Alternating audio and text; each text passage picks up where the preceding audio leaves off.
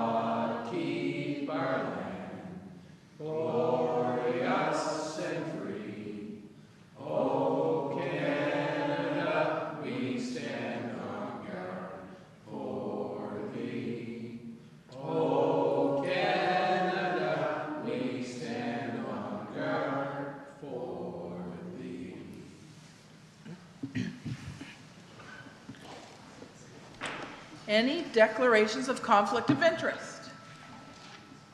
Good.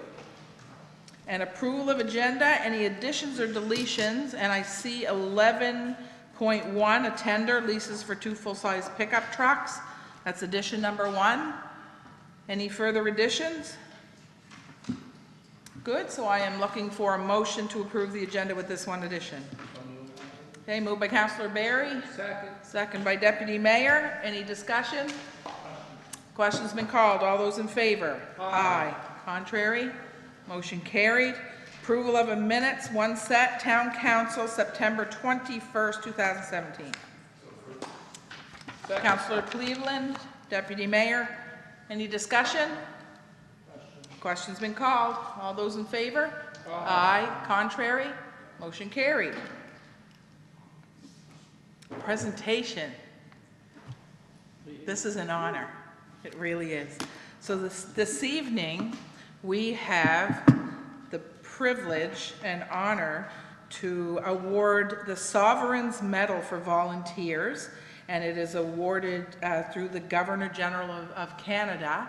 And this award is being bestowed upon Barbara Rodney, who's here with us.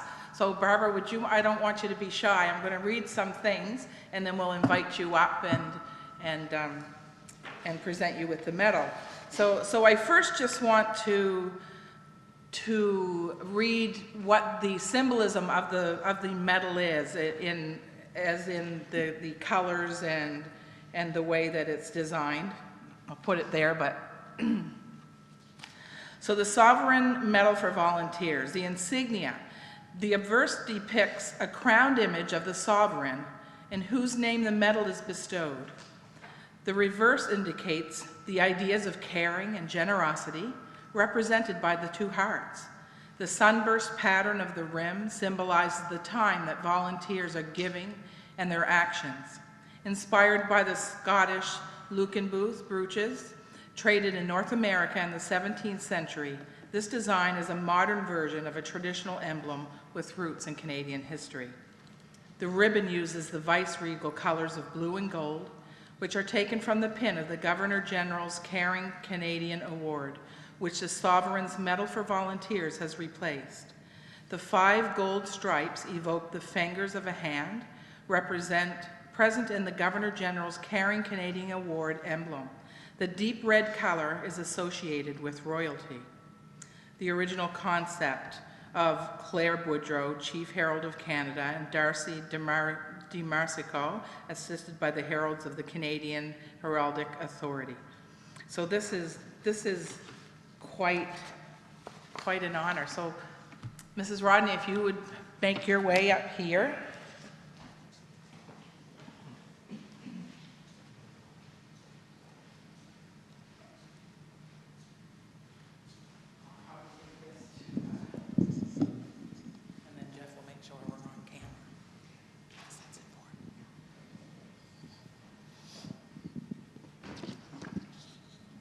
Here, you come back here so they can see us. So I just want to share the letter that was sent by the Governor General. Dear Mrs. Rodney, at my installation as Governor General, I referred to my role as a call to service and pledged to answer that call by serving as a bridge to bring Canadians together to create a smarter and more caring nation. Volunteers like you are fundamental to the well-being of our country, reflecting the rich diversity of Canada's people and the many talents and interests which enrich our society. What they have in common is the support they provide to their communities at the grassroots level and the positive impact they have on the lives of others, helping to make our neighborhoods and our nation stronger. The Sovereign's Medal for Volunteers celebrates such individuals who give so much of themselves to others, and to thank them for their contributions. Accordingly, it is my very great pleasure to give you this medal and to welcome you to the ranks of caring Canadians. Thank you for everything you do. You have made your community and our country stronger. Again, please accept my congratulations. Warmest regards, David Johnson. So there's your letter, and this is a whole package for you. And everything he said is true. You're a tremendous asset to our community, and I think everybody knows Mrs. Rodney. That's true. You do so much. So it says here, Mrs. Barbara Rodney, Yarmouth, Nova Scotia. Barbara Rodney is a dedicated community leader who, for 15 years, probably more. I think it's 50. She said 50. She started when she was 2. For 15 years, has expertly steered the helm of the VON Tri-County in Nova Scotia. Under her stewardship, the corporation monitors and assesses community needs, funds development efforts, and manages donations to serve the community as efficiently and constructively as possible.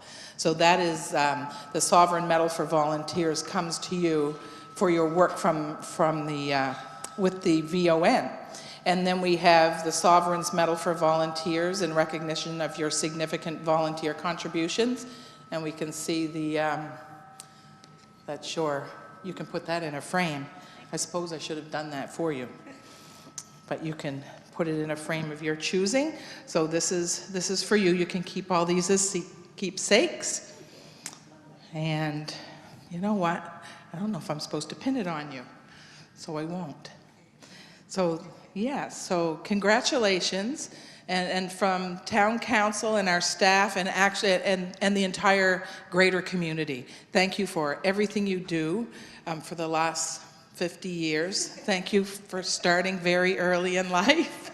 We appreciate it, and we appreciate you. So thank you. I'm going to give you a hug because that's what I do.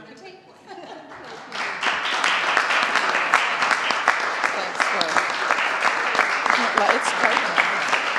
Quite an honor. Sure.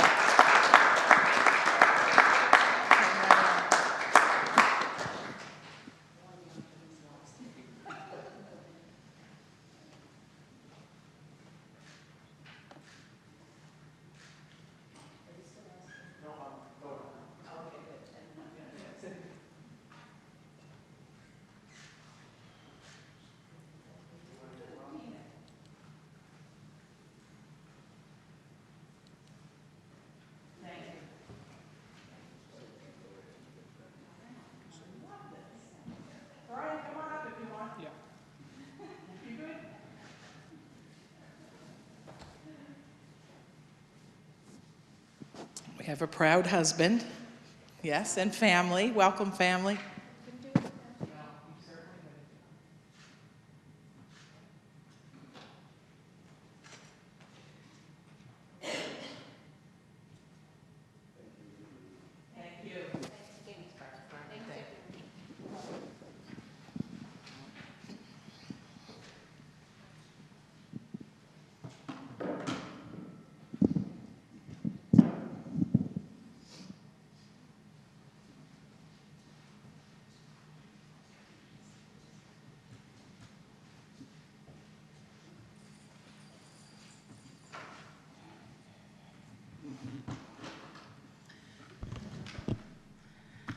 Lots of hugs going on out there. Well deserved, well deserved. And thank you all for coming to celebrate with Mrs. Rodney. It truly is a big deal, and it's a great honor. And on top of that, It means there's people in our audience, right? So we always do these presentations so that we'll have people watching our show, live taped. We trump NBC, I'm pretty sure. Okay, so business arising. Reconsideration of Heritage Advisory Committee Motion 44, Huntington. Councillor Hood. Yes, Your Oh, hang on one second.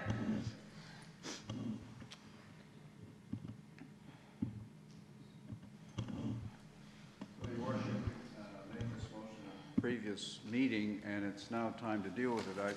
I might need a little help, but I can tell you that the Heritage Advisory Committee would like to receive this for some more deliberation, and so therefore I would ask that I make a motion that we rescind the previous motion, which was to deny an application and refer the matter back to the Heritage Advisory Committee for further consideration. Okay, Have I got that right? I believe the motion has to be to reconsider first, a motion to reconsider. And then, If that in the passes, second, all right, so with respect, I withdraw that. And the motion is that we reconsider the motion made at the previous, what was the date? Would be last month's meeting. it would be the September 21st. Oh, sorry. August, At the August, was it that long? okay. At the August regular meeting of Town Council. And, do I have a second? Okay, moved and seconded, questions been called? All those in favor? Aye. Contrary? Motion carried. So now my motion is that council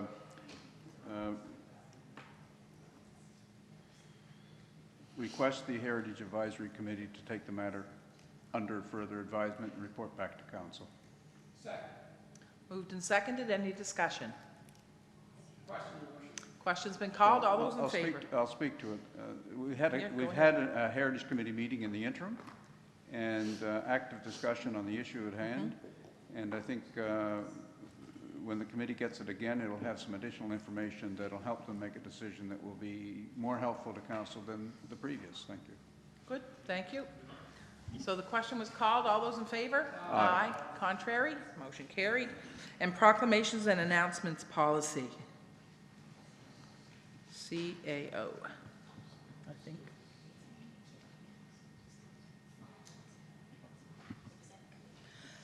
okay. So, Your Worship, we have had a long-standing rule that we followed through several council mandates of not making proclamations at council, and we had discussed actually formalizing a policy, and so the policy was circulated, so we're asking for your consideration of approval. Okay. Okay, so moved by the deputy. Second by Councillor Barry. Any discussion? Questions been? Maybe the CAO, maybe Excuse me. one sentence or two sentences, I'm sorry, one or two sentence overview of what that means. So, Your Worship, we have a concern that there are many causes and many issues out there for which councils are routinely asked to pass proclamations to proclaim certain weeks or days or take positions on matters that are not necessarily within our mandate and over which our community could be quite divided. And so the long-standing practice of council has not been to proclaim those things and simply to write back and cite that practice. What this policy does is it continues to uphold the position of not proclaiming days or weeks or proclamations of any kind, but it will add them to the town council agenda for information. And so if we receive the request, it will be on a council agenda as correspondence for information. And in that way, anybody who's concerned about the the issue has access to the information that council has received, but you aren't put in a position of having to take a position on matters that are outside of your mandate.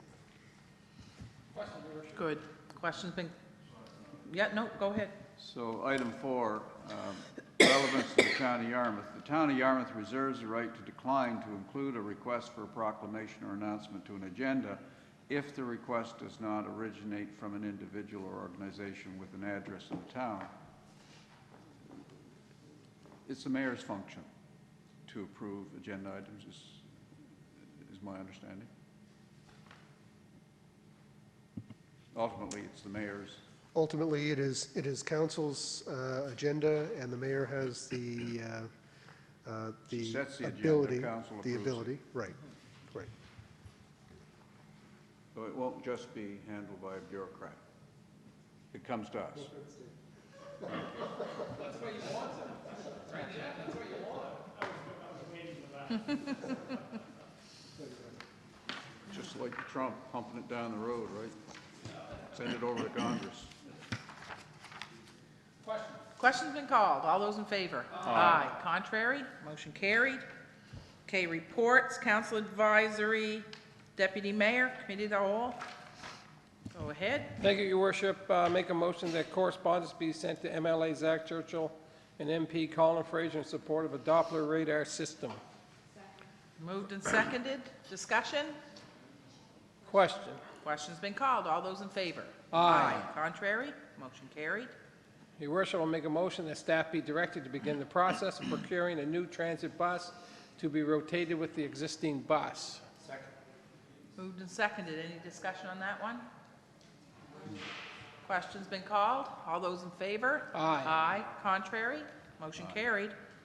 Your Worship, I move that as the UNSM Fall Conference is November the 7th to 10th, 2017, the date of the November Town Council meeting be changed to November the 16th, 2017. Well, moved. Seconded. Any discussion? Question. Question's been called. All those in favor? Aye. Aye. Contrary? Motion carried. November 16th. Good. Okay. Thank you, Deputy. Planning Advisory, we don't have a report there. Go ahead, Counselor. And we really don't have a report as per usual report, but I'd like to indicate that that the planning advisory people, the WSP company are here, and they're spending a lot of time with the citizens, the right citizens, the stakeholders, and other individuals throughout the town. And even I'm sitting in on some of those things, meetings, and my gosh, it's busy. It's busy. It's more busy than I ever thought it could be. And even though I was involved in the strategy, or with the development of our recent strategy, MPS and the LUB, but this is really something, and looking forward to some good steps come December. Thank you. Thank you, Your Worship. And maybe, even though we have questions for committee chairs a little farther down on the agenda, maybe if I ask the chair of the Waterfront Development Corporation about the Waterfront Symposium that happened last night and the meeting that's going to happen again on the 18th, if he can just give us just a little overview on what happened last night and what they expect to happen at the next meeting. Certainly. That's you.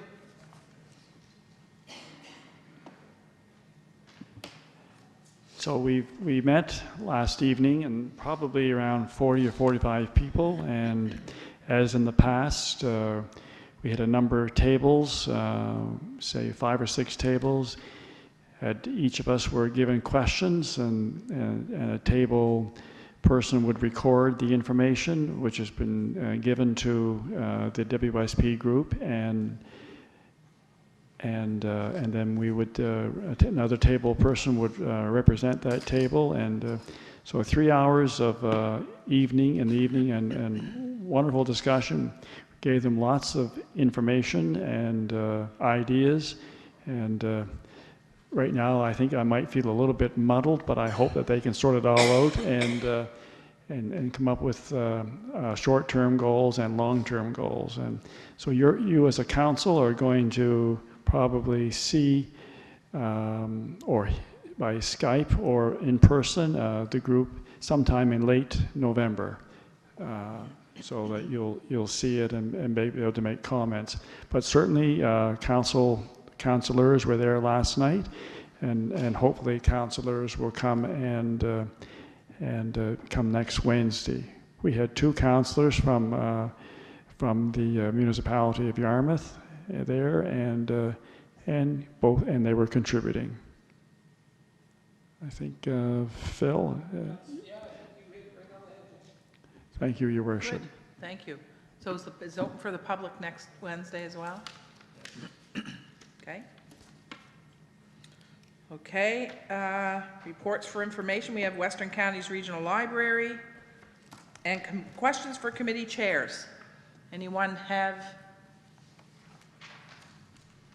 Councillor Cleveland, are you leading for the spring workshop? I haven't heard anything to this point as to what's going on with it, but yes. Okay. All right, maybe we need to chat about that one. Yeah, Get certainly. that rolling. Okay. Anybody else? Good. I will mention for those that couldn't have been there, Tuesday evening we met at the Rod Grand. There was an open public forum to hear the vision concept from McKay, Lyons, Sweet Apple, the architect firm that the town is engaged with regard to the Arts and Culture Center. I believe about 80 people were in attendance, lots of questions, a great concept, and I would encourage everybody to go to the Get Involved Yarmouth website. It's as simple as getinvolvedyarmouth.ca, and you go on and you can log on to the website. It's a public engagement forum because we want to hear from the public on every step of the way going forward for this project. And you need to register in order to complete the survey. You can ask questions on there. Just give us maybe a little bit of time to find the answers. Some are easier to find than others. And so I encourage everybody to go on there. Again, it's getinvolvedyarmouth.ca, and it's a great site. And actually the waterfront piece is on there as well. So what we're doing is providing that safe, respectful environment for people to pose their questions, fill out the survey, and absolutely get more information. As information comes up, it'll be put on that site and everybody will be updated. And as we have more public forums on that, then certainly people are invited to attend. So I hope everybody goes there and takes a peek at what that's all about. Councillor Hood, did you have a question? I don't have a question, but I do have something. Yeah, I have a question for the waterfront, for the water utility chair, and that's me, so I'll answer it. Do you think you have the answer? So on the 28th of September, I responded to a public consultation process put on by the federal Minister of Fisheries and Oceans. He wasn't here, of course, but his officials were at the Grand Hotel, and the topic that we were dealing with was proposed amendments to the Fisheries Act, and in particular in relationship to Lake George, amendments to Section 35 of the Act. Section 35 of the Fisheries Act, a lot of people may not know it. The Fisheries Act applies to more than just the harbors and oceans. It applies also to all inland waters, of which Lake George is one. And they are concerned in Section 35 with the preservation and maintenance of fish habitat and the places where fish live. So there were changes to that legislation after 2012, and I had concerns arising from a draft report that we had in relation to the renewal of our withdrawal certificate that permits us to withdraw certain amounts of water for use of the water utility, but also mandates that we have to withdraw water and pour it over the dam to protect the habitat in the brook from Lake George down to Killam's Lake. So I was concerned that we have an ongoing issue with the federal and provincial departments of environment arising out of that. We're trying to resolve it. And I was concerned that there is an impetus to restore Section 35 to its original wording. The original wording basically said that no person shall alter or harm fish habitat. Strictly applied, it was really stringent to the point where, depending on who the person was doing the enforcement, they could go out, and if you put a half a dozen rocks out in front of your camp, put a little thing on it, they'd be charging you and fining you and taking you to court. That kind of thing was going on. So the previous government changed 35 and said that you shall not cause harm that causes serious harm to fish that are used in a commercial, recreational, or aboriginal fishery, which is quite a change, and a lot of people objected to it and all. But they also put in permitting provisions, allowing people to apply for and get permits to do these kinds of things that, in fact, might technically alter the fish habitat, but not do serious harm. So I had concerns because we've run hard up against this kind of an interpretation at Lake George. So we participated in that hearing for 4 hours. I had prepared a fairly lengthy submission pre-hearing on the September the 13th. And then I took the material from the conference, 35 items, and I've prepared a reply and submitted it within the deadline, answering all 35 suggested topics arising from those changes. So it's quite a little bit of work. Kudos to my partners and my staff who prepared the work for me, and it has been filed. I thought I had brought a copy up here to be sent around to you people, but I'll get it out in the next few days. So anyway, we've been active. I might say, as a follow-up to all that, David and I and Rob Chetwin went out to the former fish hatchery and our dam on the I do a lot of stuff. I do a lot of stuff. On the 9th, no, that's this week, on the 2nd, and we met out there for almost 4 hours with three representatives from the federal department in regards to this ongoing issue. And let's just say that I think we took and we had our engineering consultant from Halifax with us as well, and the takeaway from that is that we probably have resolved a significant issue that was being placed, and it will cost us a lot less money to meet the requirements of both the federal and provincial departments. I'm not done fighting with them, but sometimes, a robust answer is needed in certain places, and Isn't it? so we're making progress on that front. So thank you. Thank you, Councillor. Good? Go ahead. Councillor MacLeod? Your Worship, I was going to mention it earlier, but it's a separate item.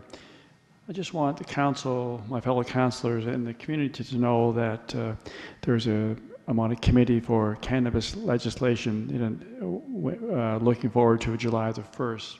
Locally, I want to promote a meeting with Larry Phillips, and it's on Tuesday, October the 17th, at the Yarmouth County Community Health Board invites you. Where is the meeting? The Burbridge campus.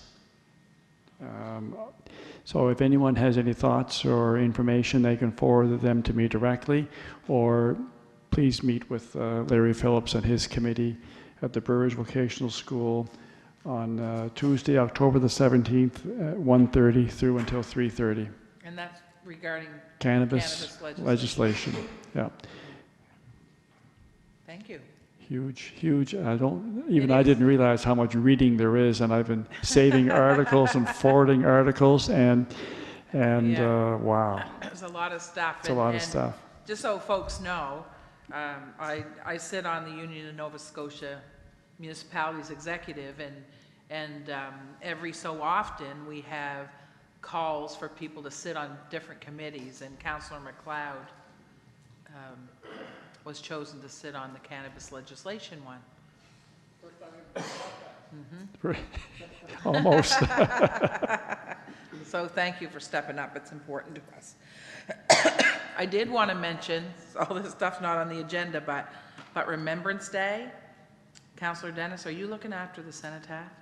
Okay, so we did, Linda ordered 2, and I'll go to the Mariner Center and you look after that, so just to know, you're going to come. Yep, good. Yep. Counselor Hood? I was just going to, I've marked that date for that. As a former prosecutor, I thought I might be able to share some info, share some points of view. We'll do our meeting out at the Lake George site. Just so you know, I only lost 1 case in 10 years. And the only reason I'm not, didn't continue as a federal prosecutor, the Liberals came in and I was fired. So there you go. I can testify to how good he was, because I spent 18 years on the drug section, right? Taking it off the streets and letting Counselor Hood take care of business. Nobody got less than the minimum fine for being in possession of open alcohol, $375 for a joint. Right? That's the way I did it. And it should be that way coming up when it's new. And you know what? He says with a smile, you make sure you go to that meeting and have your feelings put forward. Okay. Oh, my goodness. Things are different. Okay, so any more questions for committee chairs? Additions, so the tender leases for 2 full-size pickup trucks. Did you want to do that, CAO? Okay. Thank you, Counselor. Go ahead, CAO. Your worship, 6 local automotive dealers were invited to tender on leasing 2 new 2018 full-size extended cab pickup trucks for the wastewater treatment plant and for the operational services department. 3 responses were received with the results summarized in the memo from the town engineer. And after reviewing the tenders, it is recommended that the 2 trucks be leased from the lowest tenderer, Tuscott Ford, in the amount of $467.71 each, plus HST, that's a monthly, for a total of $16,837.56 each over the term of the lease. And that is for your information and approval. Make a motion, Your Worship, we accept the tender as presented and the recommendation from staff. Moved and seconded. Any discussion? Question's been called. Oh, sorry. Go ahead.